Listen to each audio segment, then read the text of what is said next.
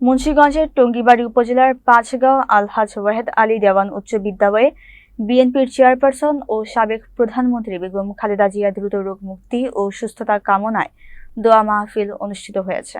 বৃহস্পতিবার দুপুর ১টায় বিদ্যালয় শ্রেণীকক্ষে শিক্ষার্থী ও শিক্ষকদের উপস্থিতিতে আয়োজনটি সম্পন্ন হয়। প্রধান অতিথি ছিলেন বিদ্যালয়ের ম্যানেজিং কমিটির সভাপতি দেওয়ান মোহাম্মদ মনিরুজ্জামান।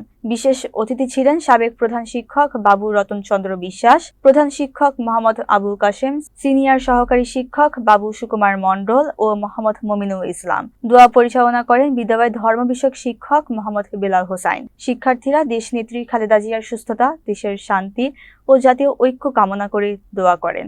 আলহাজ ওয়াহেদ উচ্চ বিদ্যালয় কর্তৃক আয়োজিত দেশনেত্রী এবং 3 বারের সাবেক প্রধানমন্ত্রী বেগম খালেদা জিয়ার রোগ মুক্তির জন্য আজকের এই আয়োজনে বিদ্যালয়ের সকল ছাত্রছাত্রী, প্রিন্ট মিডিয়া এবং আমাদের অভিভাবকবৃন্দ এবং ইউনিয়নের সাবেক চেয়ারম্যান জনাব আলী আহমদ শেখ সহ আমরা সকালে এখানে উপস্থিত আছি।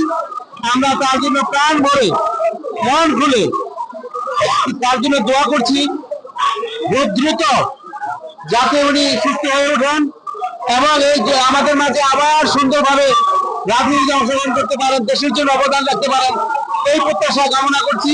এই জন্য আজকের এই আয়োজন।